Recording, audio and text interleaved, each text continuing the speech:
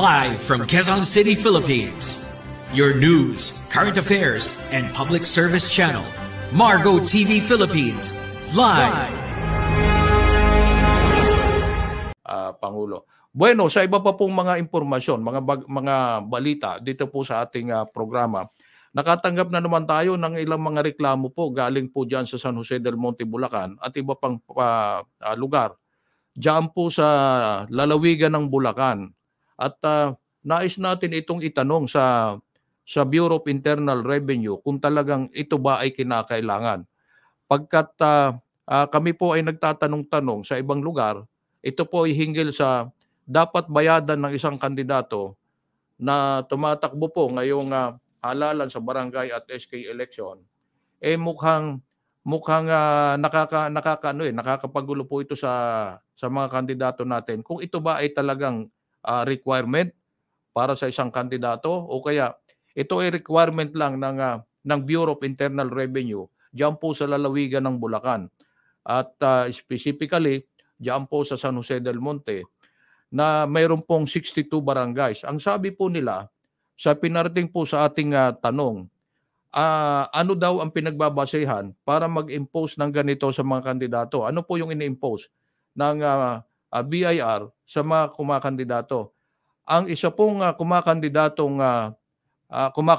po sa posisyon sa barangay at SK election kinakailangan pong magbayad ng halagang 630 pesos ang bawat isa po. Ito daw, di umano, ay para po sa BIR registration ng bawat kandidato.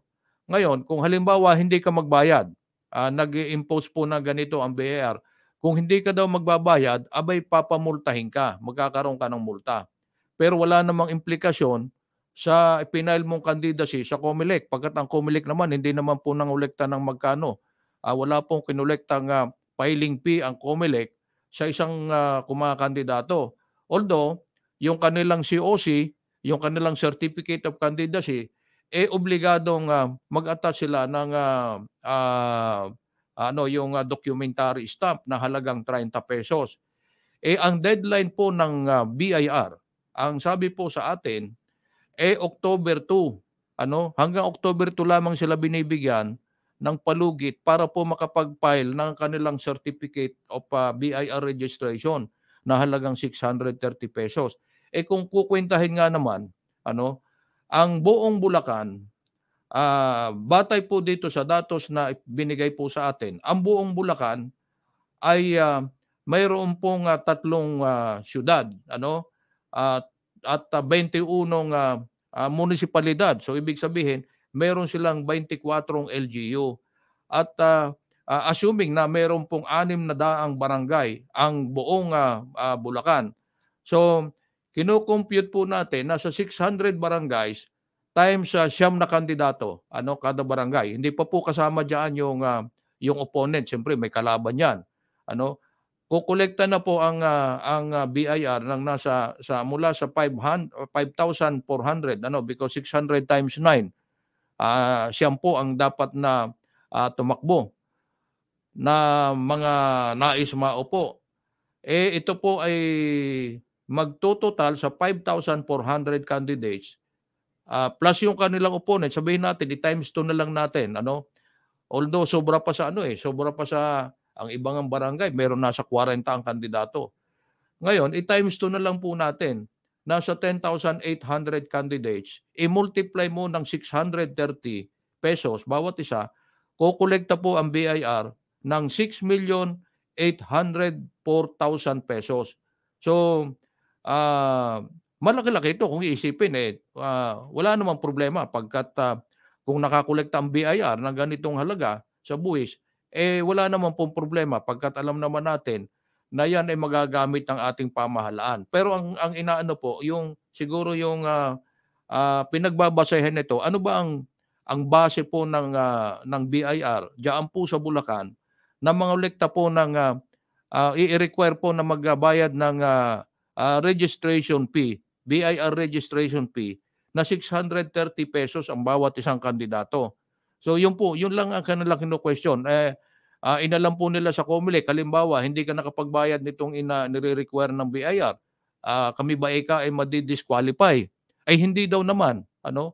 So, ang ano lang is yung BIR, 'pag hindi ka daw naman nakapagbayad hanggang October 2, beyond October 2, eh, meron ka ng penalty na babayaran. So, medyo nakakaano po sa kanila pagkat sila po ay nagtatanong sa ibang mga lugar kung ang mga kandidato po ba ay ganire, kung ang kandidato po ba ay na-require na magbayad ng, registration fee na halagang ₱630. Pero wala po kaming nadidinig sa iba, eh.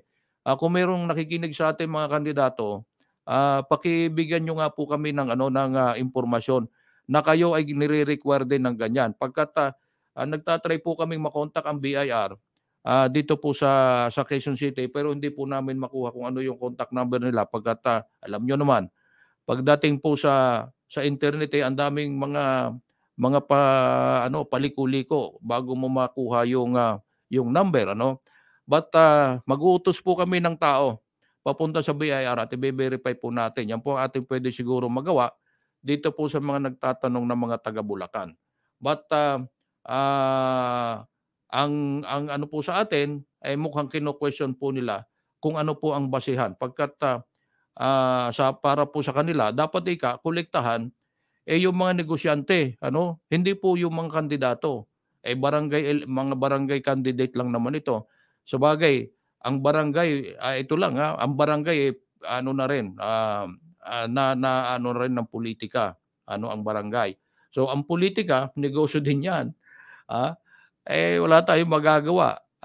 Ang pulitika negosyo rin pero, ano dapat nating maipaliwanag po sa ating mga kandidato kung ano po ang basehan, ano. At 'yan din ang itatanong natin sa BIR, sa Bureau of Internal Revenue. Kung may nakikinig sana sa atin na taga BIR makapagbigay sa atin ng ano, ma-enlighten po tayo kung ano po ang basehan nila, dito po sa kuwan na 'to, sa issue na 'to. Para once and for all matuldukan po ang, issue diyan po sa Bulacan.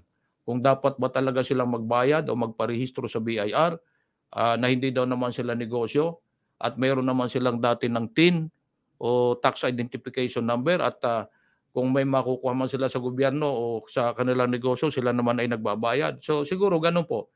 Kinakailangan lang malinawan at maipaliwanag po sa ating mga kandidato diyaan sa, lalawigan po ng Bulacan kung, ano po ang basehan nito pong kinokolekta na ito. So hayaan niyo po yung mga nagtatanong po sa atin at we will try to reach out sa BIR kung ano po ang, basehan nila at ito ba talaga ay kinakailangan.